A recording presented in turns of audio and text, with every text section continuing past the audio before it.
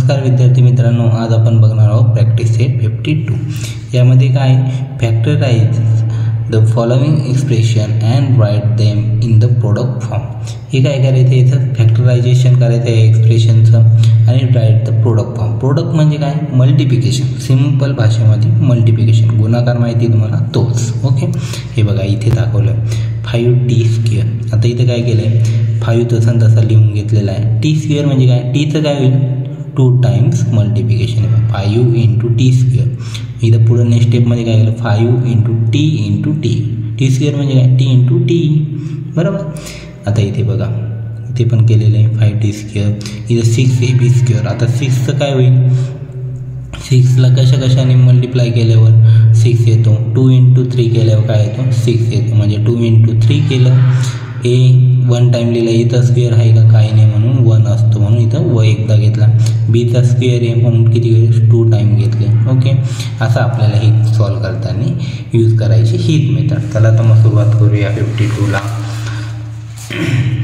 आता इथे 201 a³b², बरोबर, अगदी सोपं एक्झाम्पल।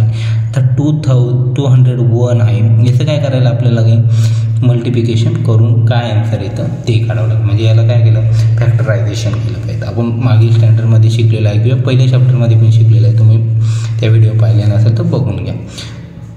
हे बघा 201 3 × 67 केले असता किती येतं यांचं 201।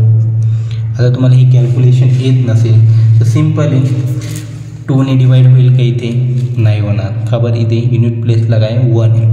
1 + 2 किती होता 3 होता, म्हणजे 3ने डिवाइड होऊ शकते। ही अगदी सोपी ट्रिक आहे। मग 3ने डिवाइड होतं, मग 3चं मल्टिप्लिकेशन करून बघा, 3ने काय करायचं, हे बघा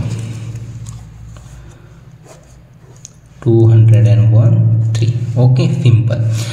2ने याला डिवाइड होतं का नाही, इथे काय केलं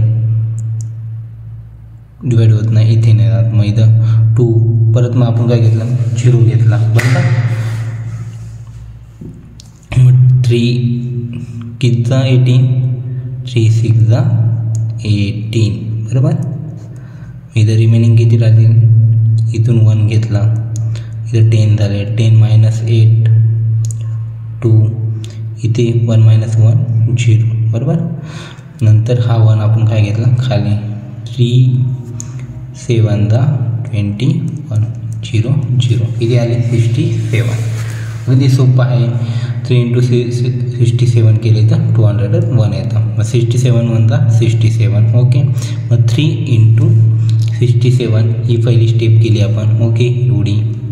नंतर एचं किती वेळेस मल्टिप्लिकेशन 3 टाइम्स, क्यूब आहे मग 3 टाइम्स 1 2 3, आणि बीचं किती स्क्वेअर आहे म्हणजे 2 टाइम्स 1 2। अगदी सोपं एक्झाम्पल। चला तर मग सेकंड एक्झाम्पल बघूया। 91xyt²। आता यांचं किती x स्क्वेअर नाही काही नाही, मग 1 एकदाच घ्यायचं, अगदी सोपी पद्धत आहे। 91चं आपण काय करू, हे करून घेऊ। तर 91ला कशाने मल्टिप्लाय होतं, 91 कशाच्या टेबलमध्ये येतो 13च्या टेबलमध्ये येतो, बरोबर। 13 × 7 = 91, 7 × 1 = 7। ओके, मग इथे काय केलं 13 आणि 7 लिहून घेतले आपण, बरोबर। नंतर x एकदा लिहिला, y एकदा लिहिला, टीचा स्क्वेअर येतो किती वेळेस लिहू 2दा, मल्टिप्लाय t × t, म्हणजे प्रत्येक ठिकाणी मल्टिप्लायचं तुम्हाला साईन टाकायचं, विसरू नका। ओके, नेक्स्ट थर्ड एक्झाम्पल आहे 24a²b²। आता 24चं पण काय करायला लागेल आपल्याला, आता इथं फॅक्टरायझेशन करावं लागेल। 2ने डिवाइड होऊ शकते, याला लास्टला 4 आहे, बरोबर। आता इथं 4ला डिवाइड करायचे आहे, 2 12 = 24, बरोबर। 2 6 = 12, 2 3 = 6, 3 1 = 3। ओके, आता इथे किती आले 2 2 2 2 किती 3 टाइम्स आणि 1 टाइम 3, 1 2 3 2 लिहिले, नंतर हा 3 लिहिला, बरोबर। तर एचा स्क्वेअर आहे म्हणजे 2 टाइम्स लिहिले a × a, बीचा स्क्वेअर आहे b × b, हे झालं ॲन्सर।